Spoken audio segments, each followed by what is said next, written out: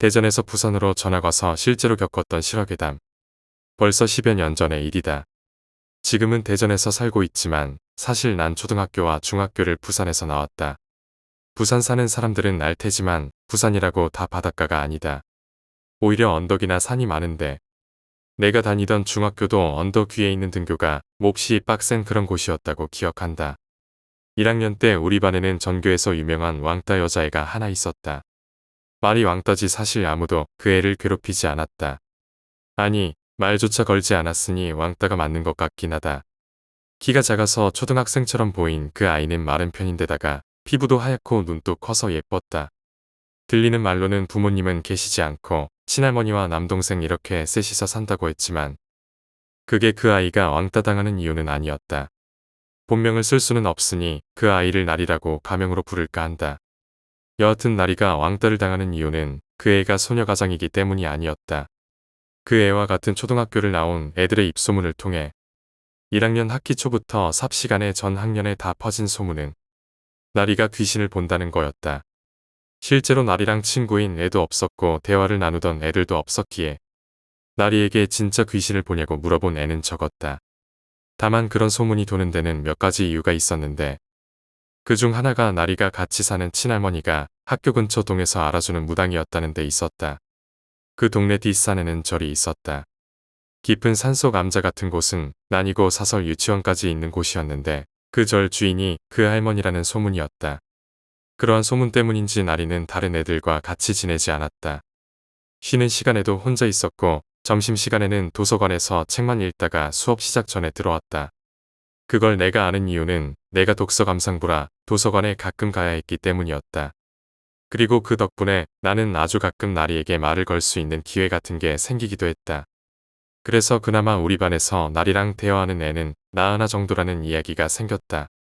내가 나눈 대화는 책 반납 날짜라든지 아직 다음 권이 나오지 않은 책의 발간에 대한 것뿐이었는데 이상하게 반에서는 나리랑 내가 친구라는 식의 분위기가 형성되었다.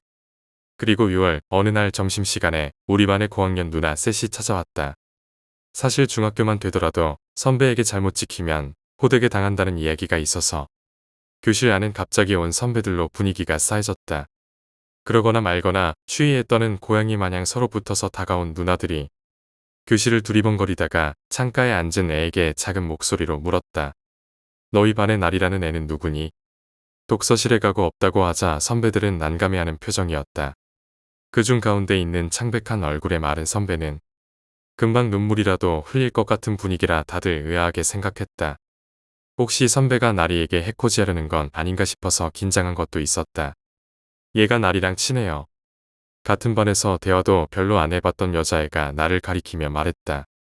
친한 거 아니라고 말하고 싶었지만 이미 선배들은 내게 다가온 뒤였다. 나리랑 상담 좀 할 수 있을까? 중요한 일이라서 그런데.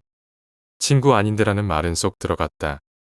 창백한 얼굴에 선배가 눈물을 글썽거렸다. 같이 온 다른 선배 손을 꼭 잡고 있었는데 그냥 보기에도 덜덜 떨고 있었다. 무슨 일인지 몰랐지만 심각하다는 것은 알 수 있었다. 일단 내가 어떻게 말할 상황은 아니어서 나는 선배들을 데리고 독서실로 갔다. 우리 학교 독서실은 교실과 달리 별관 2층에 지어져 있었다.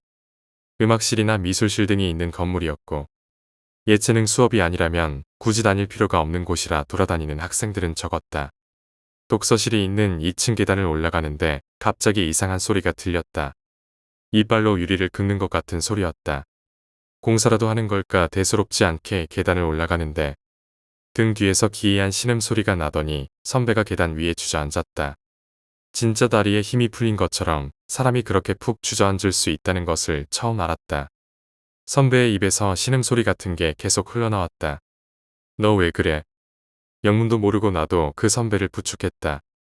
겁에 질려서 패닉에 빠진 것 같던 선배는 정신을 차린 듯 곧 일어났다. 그렇지만 아까보다 안색도 시퍼런데다 식은땀으로 범벅이 되어 있었다.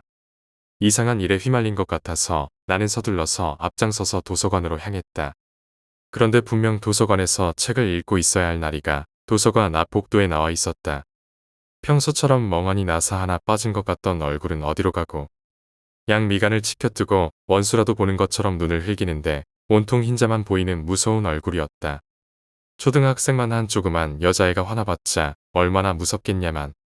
그건 화를 내고 안 내고의 모습이 아니었다. 이상하게 나리 얼굴을 보자마자 다리가 풀려서 나는 복도에 주저앉았다. 문제는 나뿐만 아니라 그 창백한 선배도 같이 주저앉은 거다. 우리가 주저앉은 것을 본 나리가 갑자기 성큼성큼 다가왔다. 귀신처럼 무서운 얼굴인데도 이상하게 시선을 뗄 수가 없었다. 온몸이 부들부들 떨리는데 바로 등 뒤에서 또다시 소리가 들려왔다. 그것도 아까보다 훨씬 가까운 것도 모자라등 뒤에서 누가 철판을 날카로운 걸로 긁는 것 같은 소리였다. 난 온몸에 소름이 쫙 돋으면서 힘이 풀렸다. 선배가 등 뒤에서 갑자기 엎드리면서 엉엉 울기 시작했다. 이번에는 그 선배 친구들도 소리가 들리는 듯 아무 말도 못하고 사시나무처럼 벌벌 떨었다. 머리카락 끝까지 소름이 돋는 것처럼 예민해져서 나는 숨도 못 쉬고 그저 나리 눈만 바라봤다. 흰 저위를 희번덕하게 뜬 나리가 갑자기 째진 듯 평소보다 훨씬 높은 톤으로 외쳤다. 무슨 애기 같은 목소리였는데 처음 듣는 목소리가 쩌렁쩌렁하니 호통 같았다. 근데 나리가 호통을 치니까 등 뒤에서 들리던 가가각 소리가 갑자기 또 끊기는 거다. 창밖에서 애들 떠드는 소리와 점심시간에 축구하는 소리가 희미하게 들리는데 이상하게 우리 있는 복도는 조용해서 복도 밖이 전혀 다른 세상처럼 느껴졌다. 애기 목소리로 호통을 친 나리가 갑자기 다가와서는 품에서 이상한 청 같은 것을 꺼내더니 복도를 가로질러 우리에게 다가왔다. 그러고는 날 보지도 않고 그대로 휙 가로질러서는 나리를 찾아왔던 그 창백한 선배에게 다가가는 것이다. 그건 못 먹어 이년아. 누가 먹게 할 것 같으니. 사지가 찢겨야 정신을 차리지. 어린 애들이 재롱 피운다고 막 목소리 높여서 애교 피우는 그런 목소리로 말하는데 소름이 쫙 돋았다. 그래도 이상한 건 나리가 날 지나가니까 꼼짝도 못할 것 같던 몸이 이제 움직이기 시작하는 거다. 대신 심장이 막 터질 것처럼 뛰고 진짜 땀이 비오듯 쏟아지는데 이상하게 피부는 꽁꽁 언 것처럼 차갑고 온몸에 소름이 돋았다. 꼭 목덜미에 얼음 하나 얹은 것처럼 싸한데 주제의 남자라고 호기심이 앞서서 나는 멍청하게 뒤를 돌아봤다. 나리가 등을 돌리고 서 있는데 그 너머로 주저앉아서 선배가 울고 있었다. 무서워서 그런 건지 펑펑 우는 선배를 선배 친구들이 붙잡고 있었다. 선배 친구들도 이 상황이 기가 막히고 무서운지 울지는 않았지만 덜덜 떨고 방언 터진 것처럼 이게 뭐야 뭐야 짜증 나 이거 뭐야 이 소리만 반복할 뿐 나리한테 뭐라고 하지도 못하고 어찌할 바를 몰라 하는 것 같았다. 꽤 오랫동안 선배를 노려보던 나리가 꺼냈던 흰 천으로 갑자기 선배 왼쪽 손목을 감기 시작했다. 선배는 울면서도 이게 뭐야 하고 저항하려고 하다가 갑자기 찢어지게 비명을 질렀다. 놀라서 바라보니 분명 희던 천이 선배 손목을 감자마자 갑자기 누렇게 색이 변하는 거 아닌가.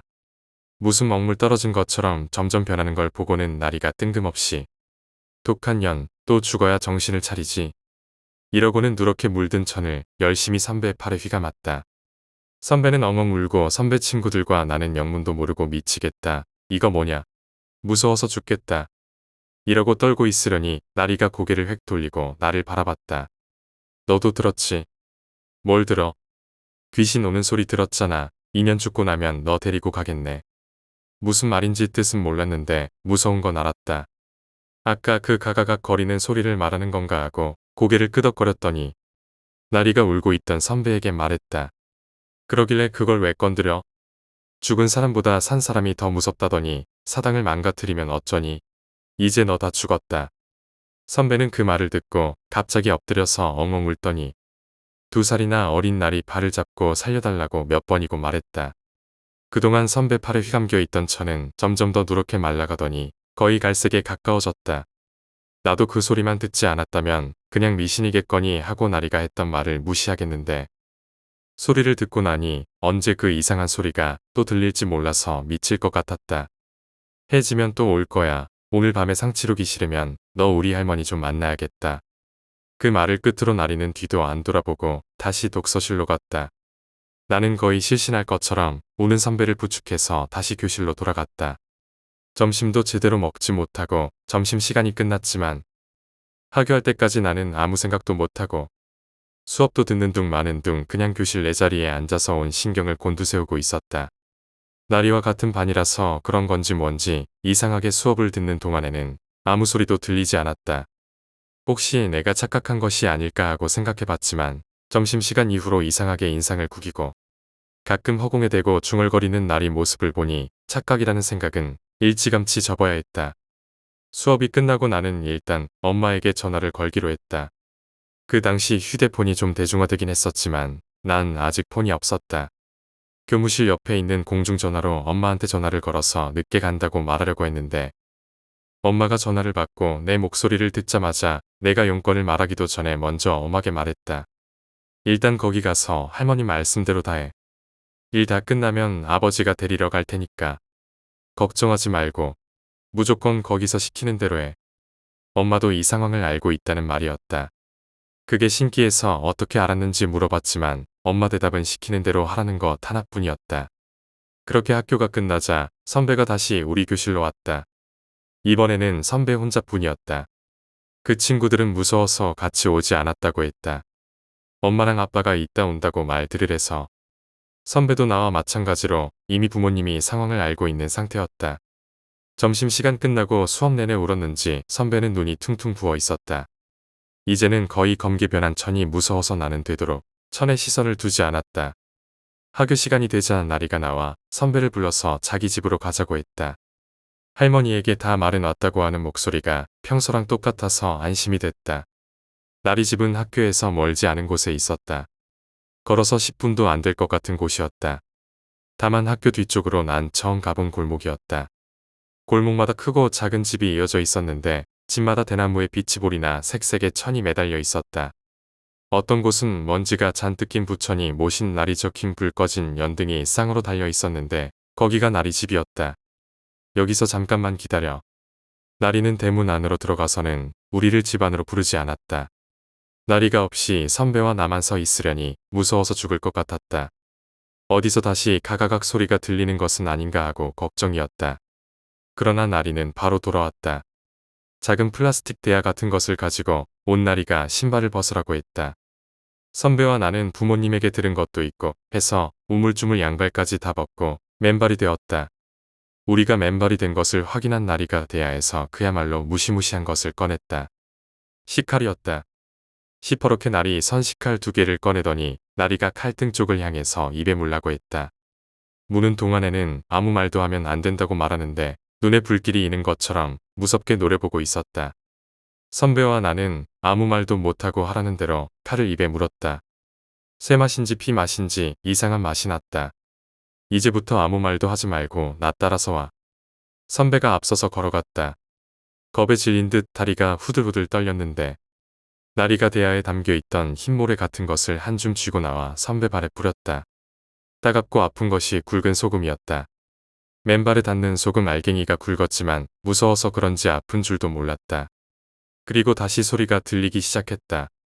등 뒤에서였다. 그뿐만 아니었다. 우리가 넘어간 대문에서 철컹철컹하고 뭔가가 쥐고 대문을 흔드는 소리가 났다. 쇳소리가 무서워서 등줄기에 다시 소름이 돋았다.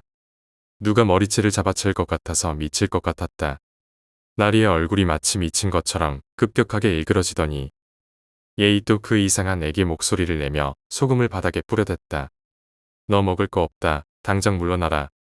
그에 맞춰서 철컹거리는 소리가 더 심하게 들렸다. 도무지 잘못 들은 것 같지가 않아서 뒤를 돌아보려니 나리가 획하니 다가와 째진 목소리로 돌아보지 마. 하고 고함을 질렀다. 붉게 충혈된 눈이 일그러진 데다 흰자도 충혈되어 온 눈이 다 새빨갛게 보였다. 이상하게 나리 목소리를 듣자 내 몸이 아닌 것처럼 돌아가던 고개가 다시 바로 돌아갔다. 10발자국도 안 될 것 같던 마당을 간신히 가로질러 나와 선배는 나리를 따라 나리 집으로 들어갈 수 있었다.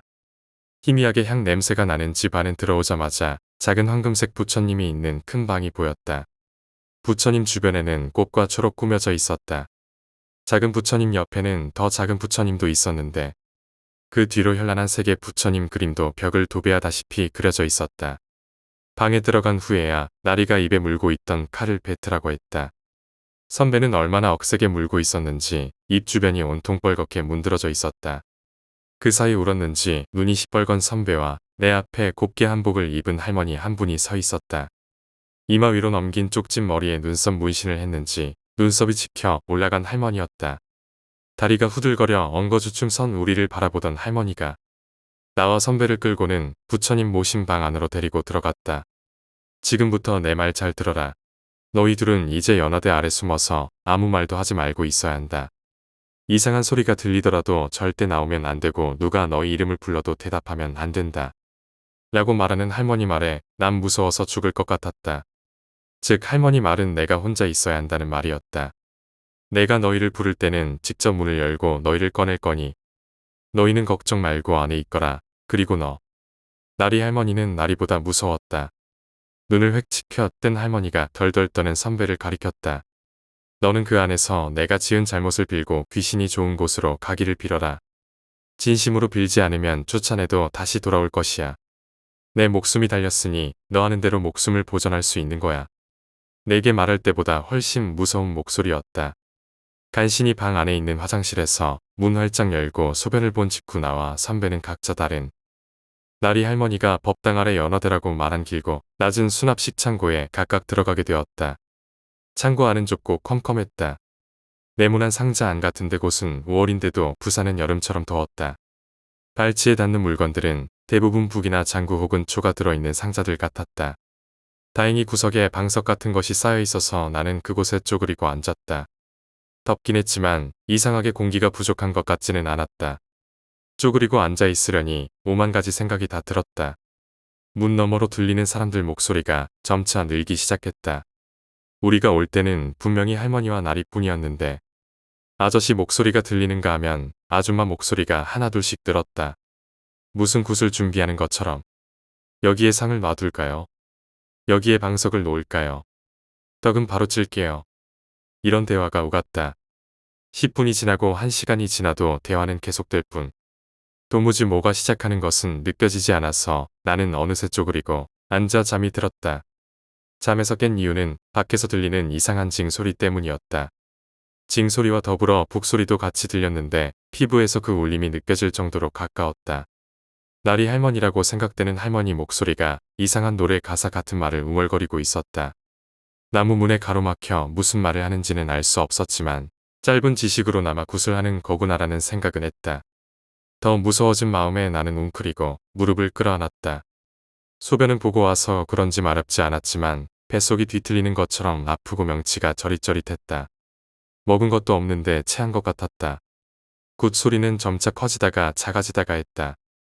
그것 말고는 다른 이상한 일은 없어서 다행이라는 생각은 들었지만 이게 언제 끝나는 건지 오늘 집에 갈 수는 있는지 몰라서 시간 가는 게 너무 느리게만 느껴졌다. 이럴 거면 차라리 누가 날 깨울 때까지 잠을 잤으면 좋았을 텐데라고 생각하던 찰나 이상한 소리가 들리기 시작했다. 처음에는 누군가 우는 것처럼 흑흑거리는 소리가 들렸다. 옆 창고에 들어간 선배가 무서워서 우는 건가 하고 대수롭지 않게 생각하려는데 또다시 그 소리가 들렸다. 작고 가느다란 소리였다. 멀리서 들리는 것처럼 희미했다. 그렇지만 들렸다. 잠이 확 달아났지만 나는 꼼짝도 할 수 없었다. 내가 움직이면 그 소리가 가까워질 것 같았다. 소리가 나자 울음소리가 더 커졌다. 그것으로 우는 게 선배라는 것을 알 수 있었다. 숨죽인 채 우는 소리가 끊임없이 들려서 미칠 것 같았다. 그리고 점점 더 징소리와 북소리가 멀어지기 시작한다는 것을 나는 깨달았다. 날 놔두고 어디 가는 건 아닐까? 문을 열어서 밖을 보고 싶었다. 혹시 굿이 다 끝난 건가? 그렇다면 소리가 뚝 끊겨야지 저렇게 서서히 멀어지듯 줄어드는 것은 아닐 텐데. 오만 가지 잡생각이 다 들었다. 그중 가장 큰 것은 여기서 언제 나갈 수 있냐는 거였다. 울음소리가 점점 더 커졌다. 이제 징소리도 북소리도 할머니 목소리도 들리지 않았다. 들리는 것은 내 신경을 갉아먹는 것처럼 계속 희미하게 들리는 각작거리는 소리뿐이었다. 그리고 울음소리. 그만해. 내가 잘못했어. 울음 섞인 선배의 비명소리가 희미하게 들렸다. 그 순간 뚝 하고 모든 소리가 사라졌다. 선배의 울음도 그리고 각작거리는 소리도 다 끝난 것 같았다. 귀신이 선배가 하는 사과를 듣고 용서해 준 걸까? 이제 다 끝난 것은 아닐까 기대하는 마음으로 나는 귀를 기울였다. 그런데 할머니가 이 안에서 아무 말도 하지 말라고 하지 않았던가 의문이 들었다. 찢어지는 비명소리와 각작거리는 소리가 동시에 들렸다. 마치 기다렸다는 듯, 미칠 듯, 각작거리는 소리에 놀란 듯 선배가 비명을 질렀다. 놀란 마음에 나는 웅크린 채 그대로 눈을 감고 귀를 틀어막았다. 소리는 들리지 않았지만 이상하게 창고 안이 습하고 더운 듯 느껴졌다. 한참 후 눈을 뜨고 나서야 나는 내가 펑펑 울고 있다는 것을 깨달았다. 눈물과 콧물이 줄줄 흘러서 무릎을 적셨다. 그리고 바로 법당 문 앞에서 소리가 들리기 시작했다. 제대로 듣고 나서야 깨달았다. 이건 나무 상자 같은 것을 손톱 같은 것으로 긁는 소리라는 것을. 상자 안에서 무언가 나오려고 하는 것처럼. 상자의 모서리를 손톱으로 긁으면서 마치 쥐구멍처럼 구멍을 내고 안을 파고들려는 것처럼. 점차 소리가 커져갔다. 끊임없이 각작거리는 소리에 머리가 텅 비는 것 같았다. 홀린 것처럼 앉아서 창고 문을 노려보자 문 아래쪽에서 점차 소리가 크게 들리는 것을 느낄 수 있었다. 나는 뭔가 빠져나간 것처럼 아무것도 하지 못하고 그것만 바라봤다. 소리가 커지면서 조금씩 문 구석이 움찔거렸다. 마치 무언가가 안에 들어오려고 용을 쓰는 것처럼. 비명이 나올 것 같아서 나는 입을 틀어막았다. 비명 대신 울음소리가 흘러나왔다. 그 즉시 각작거리는 소리가 커졌다. 반드시 안으로 들어와 나를 잡아먹기라도 할 것처럼 거세지는 소리에 미칠 것 같았다. 사람이 너무 긴장하면 미친다고 했던가? 두렵고 미칠 것 같고 죽기 일보 직전인 것처럼 심장은 뛰고 결국 여린 내 정신은 그것을 다 감당하지 못하고 그대로 기절했다.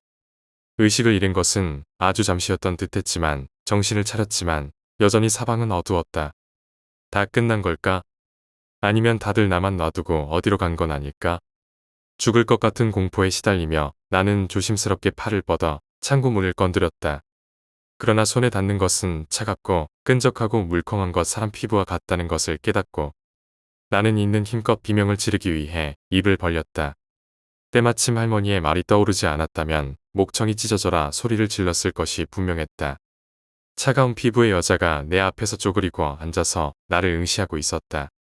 풀어헤쳐진 검은 머리카락이 등까지 길었고 피부는 물처럼 차가웠다. 그리고 그 눈. 퀭하게 뚫린 두 개의 검은 동공에는 아무것도 없었다. 이마 아래 보이는 것은 검은 두 개의 구멍뿐이었다. 내가 보고 있다는 것을 깨달은 그녀가 나를 향해 씩 웃었다. 새빨간 입술이 벌어지며 가지런한 하얀 이가 보였다. 아니다. 이가 아니라 구더기였다. 우글우글 움직이는 것들이 여자가 입을 벌린 순간 우수수 쏟아져 내 발과 무릎에 떨어졌다. 궁실궁실 움직이는 것들이 내 무릎을 타고 올라오거나 바닥에 떨어졌다. 그 툭툭 거리는 소리 그리고 감촉. 미칠 것 같았다. 이대로 차라리 심장이 멈춰서 죽어버렸으면 좋겠다고 생각했다. 여자는 내 반응이 재미있는 듯 계속 입을 벌려 구더기를 토했다. 그러던 여자가 갑자기 목을 비틀어 꺾더니 고개를 숙이고는 제 손으로 얼굴을 가렸다. 그 검은 눈구멍이 보이지 않아 다행이었지만 다시금 들리는 소리. 소리의 정체를 깨달은 순간 나는 그대로 뒤로 넘어가 기절하고 말았다. 여자는 손가락으로 제 눈두덩이 안쪽에 뼈를 긁어내고 있었던 거다.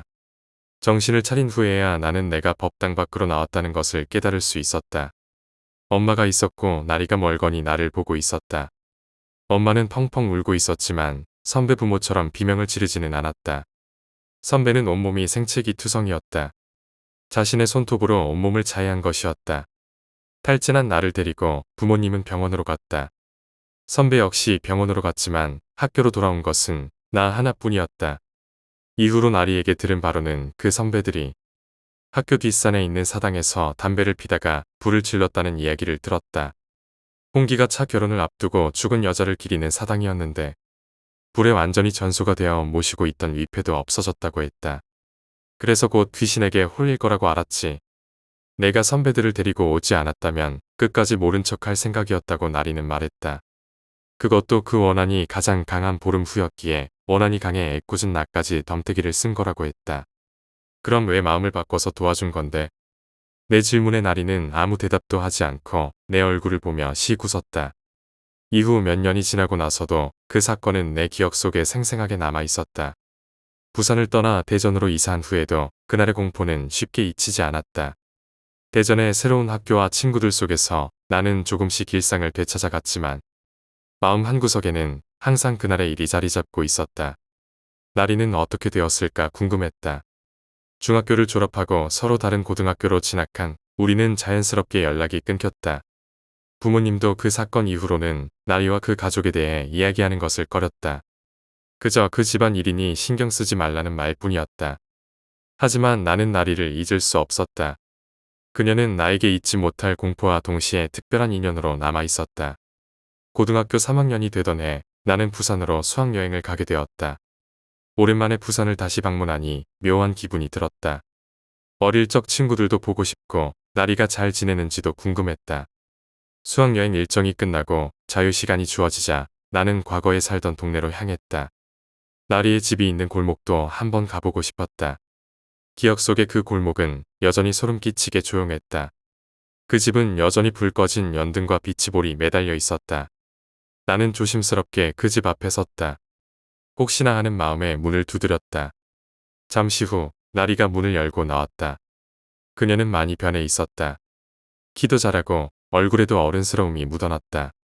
나를 보자 그녀는 놀란 듯 눈을 크게 떴다. 너 여기 웬일이야? 나리는 놀란 목소리로 물었다. 그냥 오랜만에 부산 와서 너 잘 지내나 궁금해서. 나는 어색하게 웃으며 대답했다. 나리는 나를 집 안으로 들었다. 할머니는 여전히 그 집에 계셨지만 건강이 많이 나빠지셨다고 했다. 나리는 고등학교를 졸업하고 대학을 준비하며 할머니를 돌보고 있었다. 그날의 사건 이후로 나리는 더 강해졌고 할머니의 뒤를 이어 무당의 길을 걷기로 결심했다고 했다. 가끔은 무섭기도 해. 내가 제대로 할 수 있을까가 두렵기도 하고. 나리는 고백했다. 나는 그녀의 결심을 존경했다. 그리고 무섭고 어려운 길을 걷기로 한 그녀의 용기를 응원했다. 우리는 그날의 사건을 다시 이야기했다. 나리는 할머니로부터 많은 것을 배웠고 이제는 자신이 해야 할 일을 잘 알고 있다고 했다. 그때 너랑 그 선배가 겪었던 일은 나에게도 큰 깨달음을 줬어. 내가 가진 능력과 그것을 어떻게 사용해야 할지에 대해 많이 생각하게 됐거든. 나리는 진지하게 말했다. 나는 그 말을 들으며 그녀가 얼마나 성장했는지 느낄 수 있었다. 그녀는 더 이상 과거의 그 작은 소녀가 아니었다. 이제는 자신의 길을 가는 강한 여인이었다. 그 후로도 나는 가끔 나리와 연락을 주고받았다. 그녀는 대학에 진학한 후에도 계속 무당으로서의 삶을 이어갔다. 할머니가 돌아가신 후에는 그녀가 그 집과 저를 관리하며 지역 사람들을 도왔다. 나는 대전에서 대학을 졸업하고 직장에 다니기 시작했다. 바쁜 일상 속에서도 가끔은 나리와의 기억이 떠오르곤 했다. 어느 날 나는 부산에서 결혼식을 올리게 되었다. 부산은 나에게도 중요한 의미를 가진 도시였기에 결혼식을 그곳에서 올리기로 했다. 결혼식에 초대된 사람들 중에는 나리도 있었다. 오랜만에 만난 그녀는 여전히 강하고 아름다웠다. 그녀는 나와 내 신부를 축복해주며 웃었다. 내가 행복하길 바래. 나리는 진심 어린 미소를 지으며 말했다. 결혼식 후에도 우리는 가끔씩 연락을 주고받았다. 서로의 삶을 응원하며 어려운 순간에도 함께 해줄 친구가 있다는 것은 큰 위로가 되었다. 시간이 지나면서 우리는 각자의 길을 걸어갔지만 그날의 기억은 우리를 묶어주는 특별한 인연으로 남았다. 나리는 지역사회에서 존경받는 무당이 되었고 나는 대전에서 가정을 꾸리며 평범한 일상을 살아갔다. 우리는 서로의 삶을 응원하며 가끔은 과거의 추억을 떠올리며 웃곤 했다. 그렇게 우리의 인연은 계속 이어졌다. 세월이 흘러도 그날의 사건은 잊히지 않았다. 그것은 단순한 공포를 넘어 우리에게 중요한 깨달음을 주었다. 우리는 그날의 경험을 통해 서로의 삶에 큰 영향을 미쳤고 서로의 성장을 도왔다. 나리는 나에게 강한 친구로 남았고 나는 그녀에게 소중한 인연으로 남았다. 나는 그날의 기억을 떠올리며 글을 마친다. 우리의 이야기는 여기서 끝나지 않았다. 우리는 각자의 삶을 살아가면서도 서로를 응원하며 인연의 끈을 놓지 않았다. 그리고 그날의 경험은 우리의 삶의 중요한 지침이 되었다. 두 번째 이야기, 세상에 반복되는 기묘한 괴담들. 스토커. 일본의 인기 많은 유부남 가수 이야기입니다. 아무리 인기가 많은 가수라도 팬이 많으면 안티도 많은 법이지요. 그 역시 그랬다고 해요. 하루는 그가 모처럼 집에서 쉬고 있는데 전화가 한 통 걸려왔습니다. 30일 후에 당신의 가족이 위험해 라는 말이 들리고 전화는 바로 끊어졌어요. 그는 안티팬 중 하나일 거라고 생각하고 대수롭지 않게 여겼지만 30일이 가까워질수록 불안한 마음이 생기기 시작했어요. 그는 훈련이 잘 되어 있는 커다란 개 한 마리를 분양받아 왔어요. 만약 위험이 닥치면 주인의 손을 깨물고 안전하다면 주인의 손을 핥게 하는 훈련을 받은 개였어요. 그 개 덕분에 어느 정도 안심을 하고 지내고 있었는데 며칠 후 가족이 다 모인 자리에서 정전이 일어났죠. 그는 너무나 당황했지만 개를 옆에 불러 명령을 했어요. 개는 그의 손을 핥았고 그는 안심하며 불이 들어오자마자 주위를 확인했어요. 하지만 그의 예상과는 다르게 아내는 갈기갈기 칼에 베어서 죽어 있었습니다. 그는 너무나 충격적이었고 개를 원망했지만 개가 잘못한 일이 아니라 생각하여 계속 키우기로 마음먹었어요. 아내의 장례식이 끝나고 집에 돌아와서 아들과 얘기를 나누고 있는데 또 한 번의 정전이 일어났고 그는 심장이 미친 듯이 뛰었습니다. 개는 여전히 가수의 손을 핥기만 했어요. 그는 반신반의했지만 일단 안심하고 불이 켜지자마자 아들을 확인했어요. 하지만 아들 역시 이미 죽어 있었고 그는 화가 머리끝까지 치밀고 분노가 일어나 그 자리에서 개를 죽이고 말았어요. 그리고 나서도 정신적인 충격으로 방황하며 인기 스타 자리에서도 자연히 물러나버리게 되었고 그는 가수 생활도 더 이상 하지 않게 되었다고 해요. 그러고 나서 며칠 뒤에 한 통의 전화가 걸려왔어요. 예전에 가족이 위험하다며 전화를 걸었던 그 안티팬의 목소리였어요. 수화기에서 조용조용한 목소리로 그에게 말했어요.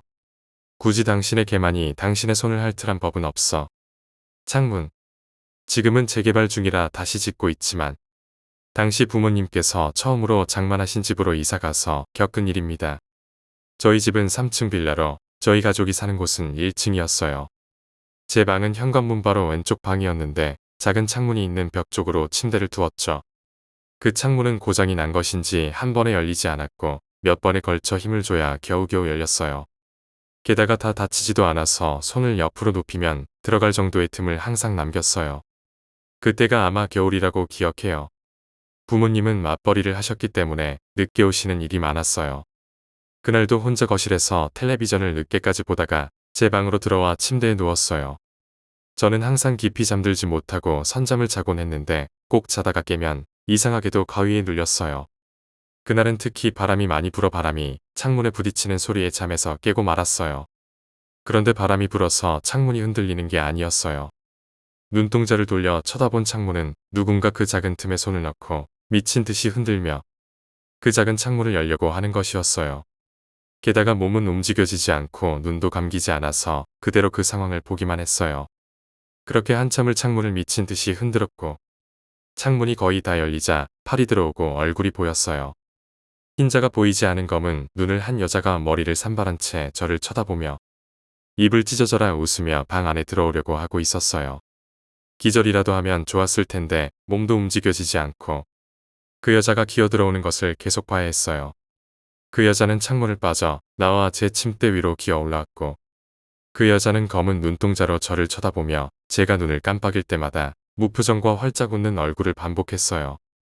순간적으로 힘을 주어 눈을 감고 손끝에 힘을 주니 가위는 풀리게 되었고 주위를 살피니 제 방에는 저 혼자였어요. 게다가 다음날 아침이었고요. 그 여자는 아무래도 꿈이었던 것 같다는 생각을 하면서도 방에 혼자 있으니 다시 한번 그 여자가 생각나서 소름이 돋아 안방에 계시는 부모님께 가려고 몸을 일으켰어요.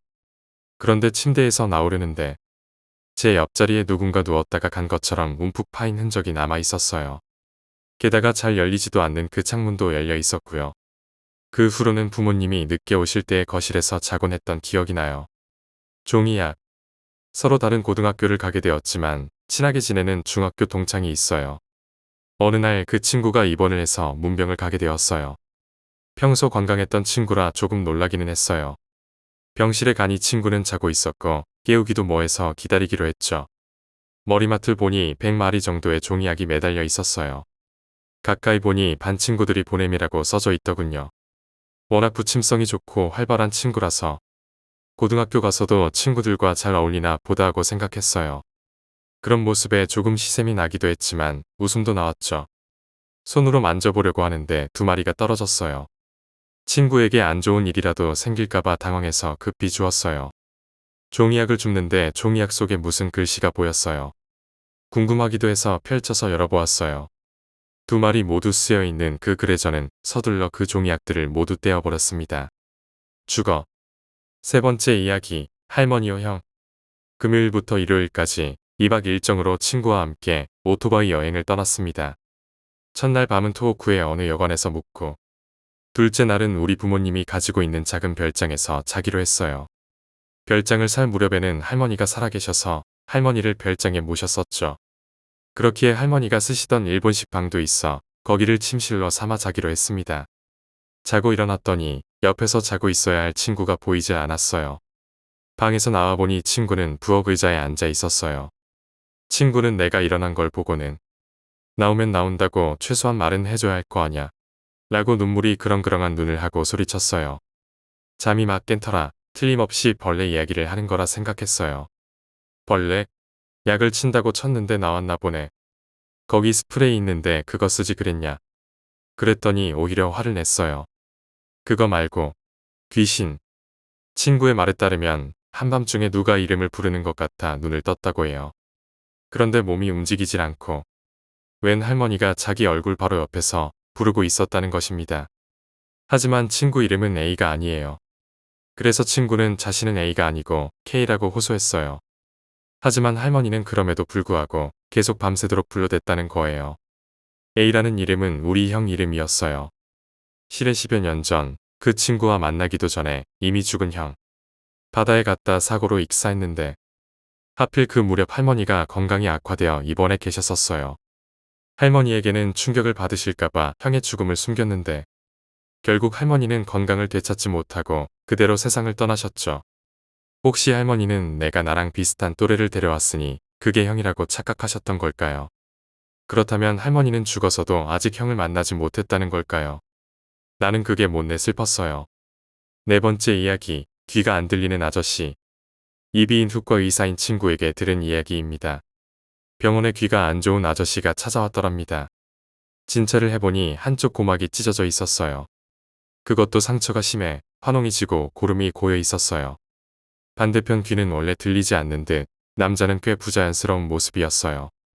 바로 치료하려 했지만 갑자기 같이 온 아줌마가 장애인이라고 인정하라고 따지기 시작했어요. 아니, 우선 치료를 해야죠. 치료한 다음 여전히 청력에 문제가 있으면 인정하겠습니다. 하지만 아무리 설명해도 아줌마는 장애인이라고 인정하라고 떠들 뿐이었어요. 아저씨의 상태가 어떤지 나을 수 있을지에 관해서는 한마디 묻지도 않고 끝내는 미친 의사라고 욕까지 먹고 당신 같은 의사는 의사도 아니라고 소리소리 지르는 지경에 이르렀죠. 어찌할 도리가 없어 결국 병원 사무장이 나와 같이 설득했다고 해요. 사무장을 부르러 갈 때 아저씨는 모기만한 목소리로 미안하다라고 말했어요. 괴로운 듯한 얼굴이었어요. 결국 상처는 치료하게 되었지만 아저씨도 아줌마도 그 후로 병원에 다시는 찾아오지 않았다고 해요. 병원에서는 아저씨의 귀를 아줌마가 상처낸 것은 아니냐는 소문이 돌고 있다고 합니다. 다섯 번째 이야기, 낚시괴담. 고기가 많았던 시절에야 그렇게 위험한 데를 갈 이유가 있나요?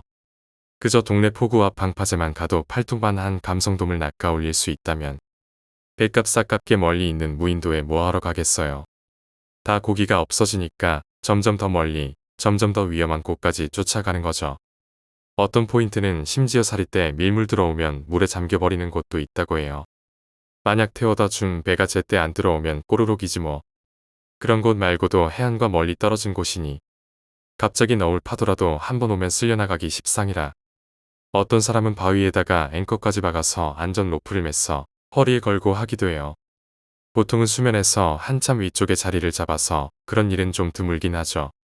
그럼에도 불구하고 낚시꾼들은 위험은 아랑곳하지 않고 좀 더 큰 녀석, 좀 더 잘생긴 녀석을 낚기 위해 점점 더 험한 곳에 포인트를 개척하고자 하죠. 실제로도 고기는 점점 더 줄어드니까요. 유명한 갯바위 포인트에 잠수부들이 들어가 보면 완전 개판이지 뭐. 낚시줄에 바늘에 봉돌에 온갖 쓰레기로 도배가 되어 있고 갯바위 위에는 쓰다 남은 미끼, 먹고 버린 음식 찌꺼기, 온갖 쓰레기들, 잡아서 버린 물고기 시체들이 널브러져서 썩어가기도 하고요. 그 상황에서도 일반인의 상상을 초월하는 사람들이 존재해요. 좁은 공간이 되는 포인트에 들어가서 텐트까지 튼튼히 쳐놓고 일주일 이상, 심한 경우는 몇 달씩 진치고 눌러 앉아서 낚시를 하는 거의 미친 인간들이 있어요. 근처 포인트에 낚시꾼들 데려다주는 배들이 정기적으로 들러서 식수하고 식료품들을 공급해주는 거죠. 장박꾼이라고도 하고요. 원래는 이런 행위는 불법이에요. 낚시꾼들은 나갈 때 신고해야 되고 들어온 것도 확인하거든요. 사고 방지 차원에서요. 그런데 그렇게 바다 한가운데 무인도에 눌러 앉아있는 걸 경찰이 허용을 하나요? 그래도 뭐 그 동네 선장들 잘 알고 그러면 그냥 슬그머니 가서 자리 잡고 있으면 이 사람이 한 달을 있는 건지 어제 온 사람인지 알게 뭐야. 우연히 그런 사람 근처 포인트에 가게 되어서 텐트를 들여다보면 이건 인간의 원초적인 향내가 그윽하게 풍겨 나오곤 해요. 거기다가 텐트 뒤 나뭇가지에 줄을 매서 잡았던 고기들을 빼갈라 건조시키는 향까지 섞여서 아주 끝내줘요. 그런 건 낚시꾼들에게는 아무 문제도 안 되는 거야. 단지 그 텐트 뒤 줄에 걸려있는 감성돔의 사이즈가 50을 넘는다는 사실에 감동을 먹을 뿐이지요. 그것도 열댓 마리씩이나요.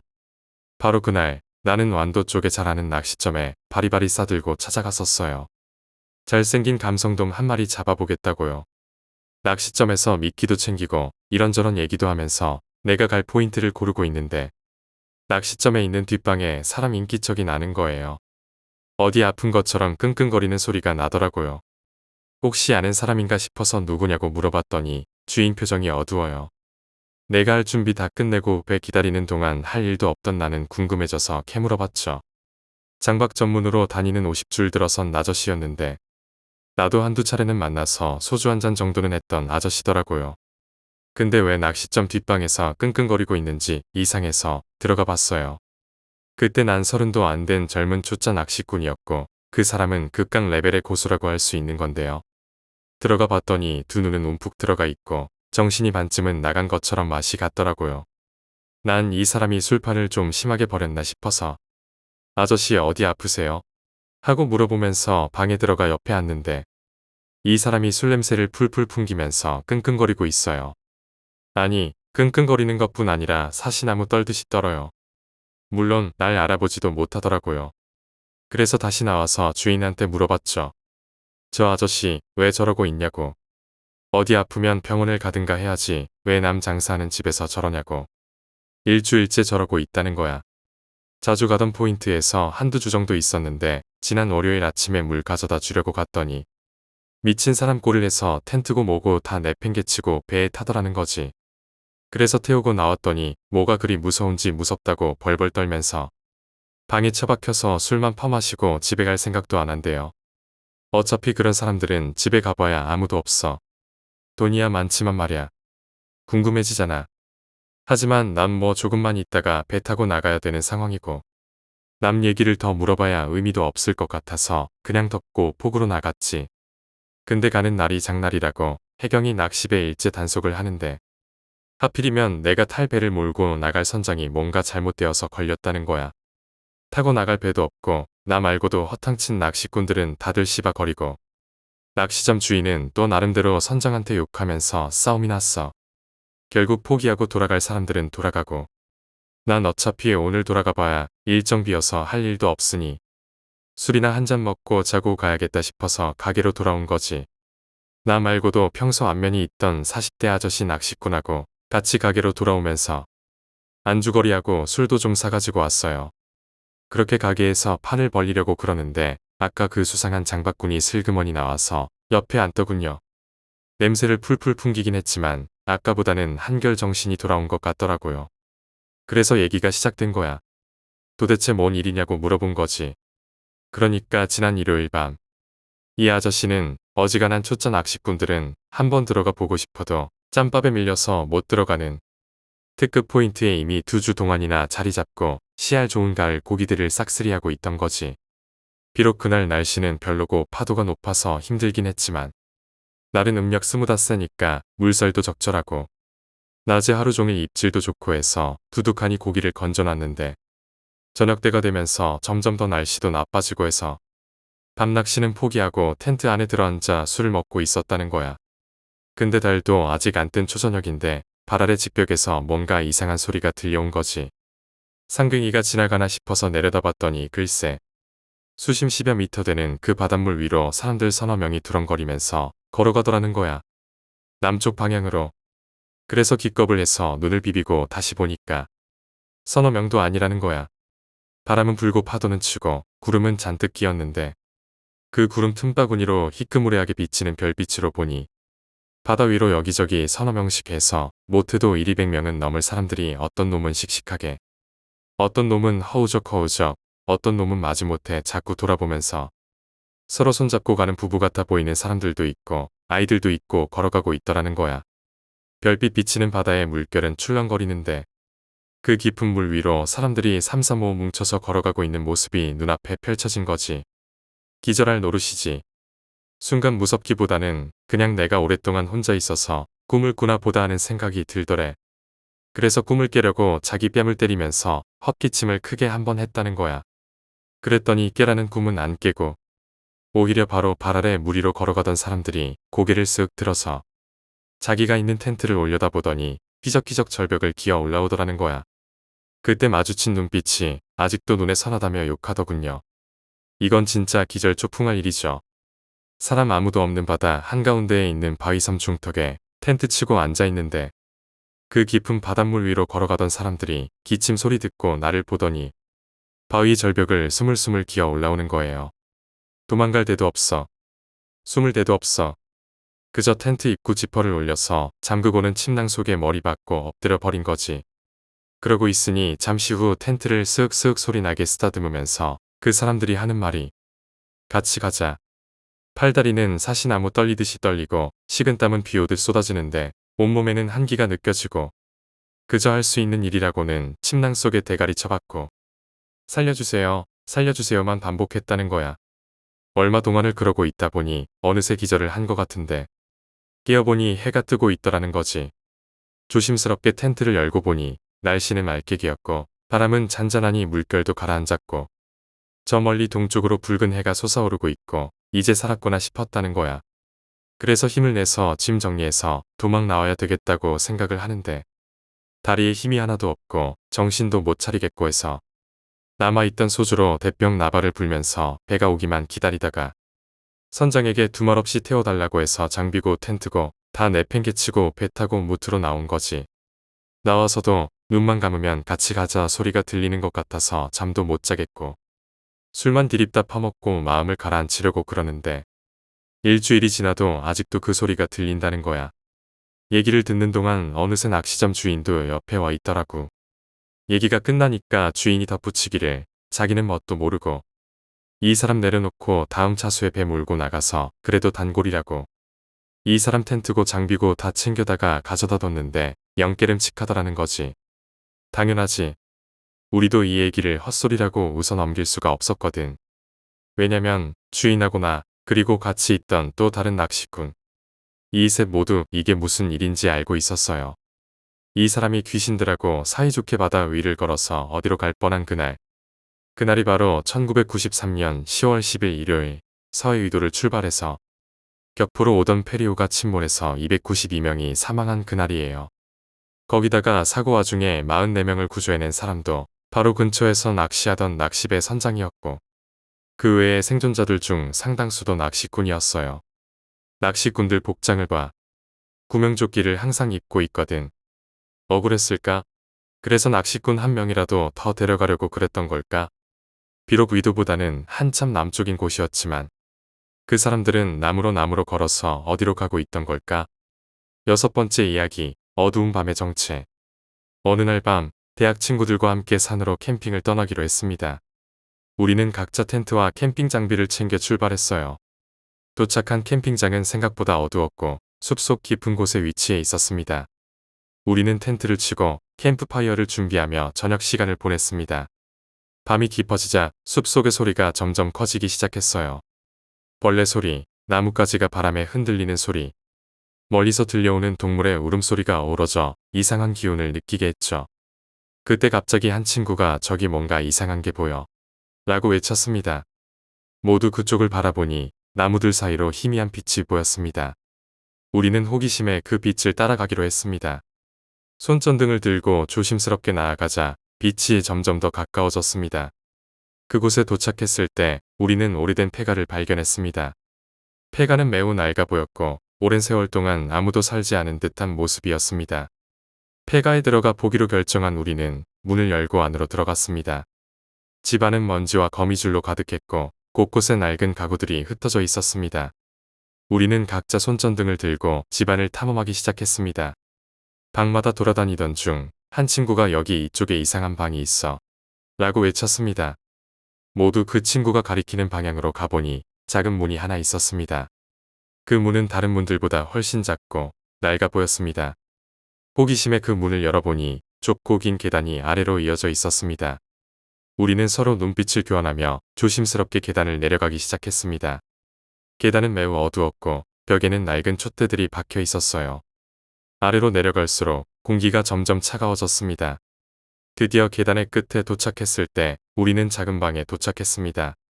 방 안에는 낡은 책상과 의자, 그리고 여러 개의 상자가 놓여 있었습니다. 한 친구가 상자 하나를 열어보니 그 안에는 오래된 책들과 문서들이 들어 있었습니다. 우리는 하나하나 상자를 열어보며 그 안에 무엇이 들어있는지 확인했습니다.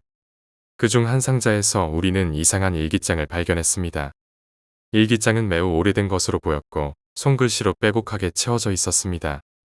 호기심에 우리는 그 일기장을 읽기 시작했습니다. 일기장에는 이 집에 살았던 사람의 이야기가 적혀 있었습니다. 그는 자신이 이상한 소리와 환영에 시달린다고 적혀 있었습니다.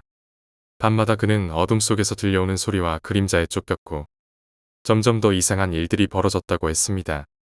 그의 일기는 점점 더 혼란스러워졌고 결국 그는 그 환영들에 의해 미쳐버린 듯한 내용으로 끝나 있었습니다. 우리는 일기장의 내용을 읽으면서 점점 더 불안해졌습니다. 그때 갑자기 방 안에 문이 쾅 하고 닫히는 소리가 들렸습니다. 우리는 깜짝 놀라 문 쪽을 바라보았지만 아무도 보이지 않았습니다. 공포에 질린 우리는 서둘러 방을 빠져나가 계단을 올라갔습니다. 폐가를 벗어나 캠프장으로 돌아왔지만 그날 밤 우리는 도저히 잠을 잘 수가 없었습니다. 그 후로 우리는 다시는 그 산으로 캠핑을 가지 않았습니다. 며칠 후 우리는 그 폐가에 대한 정보를 찾아보기로 했습니다. 도서관에서 우리는 그 폐가에 대한 기록을 찾았습니다. 기록에 따르면 그 집은 오랜 세월 전에 지어진 집으로 한 가족이 살고 있었다고 했습니다. 그러나 그 가족은 어느 날 갑자기 실종되었고 그 이후로 그 집은 버려졌다고 했습니다. 마을 사람들은 그 집을 귀신의 집이라고 부르며 그곳에 가지 않으려 했습니다. 우리는 그 기록을 읽으며 우리가 겪었던 일이 단순한 환상이나 착각이 아니라는 것을 확신하게 되었습니다. 그 폐가는 정말로 이상한 기운이 감도는 장소였고 그곳에서 벌어진 일들은 단순한 우연이 아니었습니다. 우리의 호기심은 그 집의 비밀을 풀고 싶었지만 동시에 그곳에 다시 가는 것이 두려웠습니다. 결국 우리는 그 집에 대한 모든 정보를 모아 마을 당국에 알렸습니다. 마을 당국은 그 집을 조사하기로 했고 우리는 더 이상 그 집에 대해 알지 못하게 되었습니다. 이후로 우리는 다시는 그 산으로 가지 않았습니다. 그날 밤 우리가 겪었던 일들은 오랫동안 우리의 기억 속에 남아 있었고 우리는 서로에게 그 이야기를 다시 꺼내지 않았습니다. 그저 그 어두운 밤의 정체를 알 수 없다는 것이 우리에게는 더 큰 공포로 남아 있었을 뿐입니다. 7번째 이야기, 깊은 산속의 비밀. 몇 년 전 친구들과 함께 한적한 산골 마을로 여행을 떠났습니다.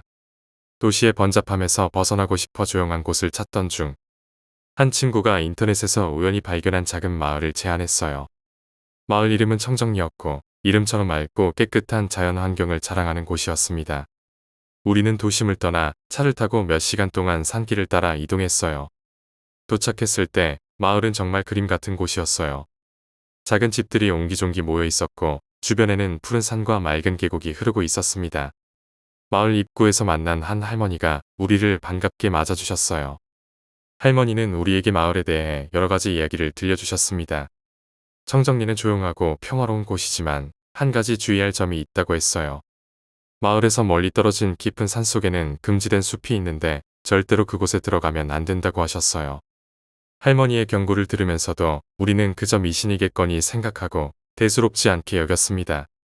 그날 밤 우리는 마을에서 가장 큰 집을 빌려 숙소로 사용했습니다.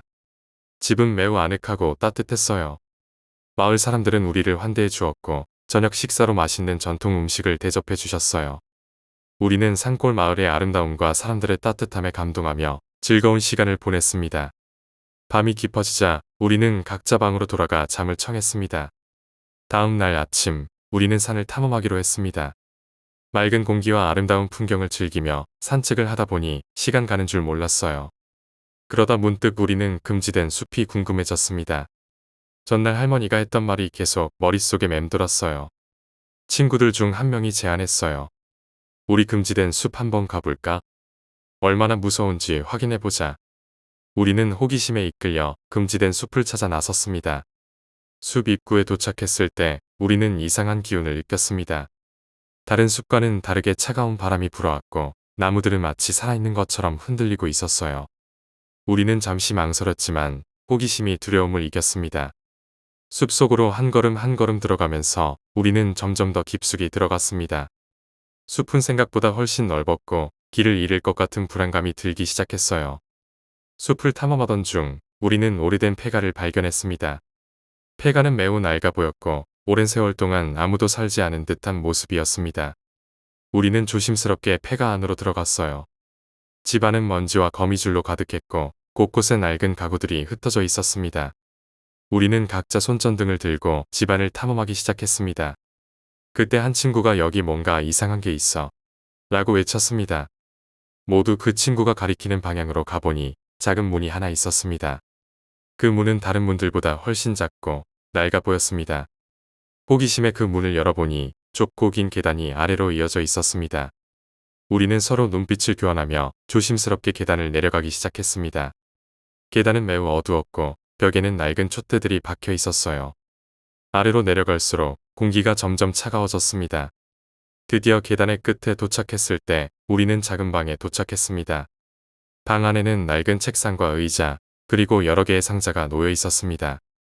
한 친구가 상자 하나를 열어보니 그 안에는 오래된 책들과 문서들이 들어 있었습니다. 우리는 하나하나 상자를 열어보며 그 안에 무엇이 들어있는지 확인했습니다. 그중 한 상자에서 우리는 이상한 일기장을 발견했습니다. 일기장은 매우 오래된 것으로 보였고 손글씨로 빼곡하게 채워져 있었습니다. 호기심에 우리는 그 일기장을 읽기 시작했습니다. 일기장에는 이 집에 살았던 사람의 이야기가 적혀 있었습니다. 그는 자신이 이상한 소리와 환영에 시달린다고 적혀 있었습니다. 밤마다 그는 어둠 속에서 들려오는 소리와 그림자에 쫓겼고 점점 더 이상한 일들이 벌어졌다고 했습니다. 그의 일기는 점점 더 혼란스러워졌고 결국 그는 그 환영들에 의해 미쳐버린 듯한 내용으로 끝나 있었습니다. 우리는 일기장의 내용을 읽으면서 점점 더 불안해졌습니다. 그때 갑자기 방 안에 문이 쾅 하고 닫히는 소리가 들렸습니다. 우리는 깜짝 놀라 문 쪽을 바라보았지만 아무도 보이지 않았습니다. 공포에 질린 우리는 서둘러 방을 빠져나가 계단을 올라갔습니다. 폐가를 벗어나 캠프장으로 돌아왔지만 그날 밤 우리는 도저히 잠을 잘 수가 없었습니다. 다음 날 아침 우리는 마을 사람들에게 폐가에 대해 물어보았습니다. 마을 사람들은 그 집에 대해 말하는 것을 꺼려했고 우리가 그곳에 갔다는 것을 듣자 얼굴이 하얗게 질렸어요. 한 할머니가 조심스럽게 말을 꺼냈습니다. 그 집은 저주받은 곳이라오. 옛날에 그 집에 살던 가족이 무슨 이유에서인지 모두 실종되었어. 그 이후로 그 집에 가면 안 된다는 것이 마을의 불문율이라오. 우리는 할머니의 이야기를 듣고 더욱 놀랐습니다.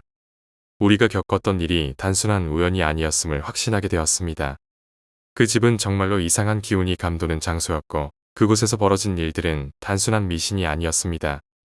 우리의 호기심은 그 집의 비밀을 풀고 싶었지만 동시에 그곳에 다시 가는 것이 두려웠습니다. 결국 우리는 마을을 떠나기로 했습니다. 떠나기 전에 우리는 마을 당국에 그 집에 대해 알렸고 마을 당국은 그 집을 조사하기로 했습니다. 우리는 더 이상 그 집에 대해 알지 못하게 되었습니다. 마을을 떠난 후 우리는 다시는 그 산으로 가지 않았습니다. 그날 밤 우리가 겪었던 일들은 오랫동안 우리의 기억 속에 남아 있었고 우리는 서로에게 그 이야기를 다시 꺼내지 않았습니다. 그저 그 어두운 밤의 정체를 알 수 없다는 것이 우리에게는 더 큰 공포로 남아 있었을 뿐입니다. 시간이 흘러 우리는 각자의 삶으로 돌아갔지만 그날의 기억은 잊혀지지 않았습니다. 친구들과 가끔 만나면 그때 이야기를 나누곤 했습니다. 어떤 친구는 그 일을 잊기 위해 애썼지만 어떤 친구는 그날의 일을 더 깊이 파헤쳐보고 싶어 했습니다.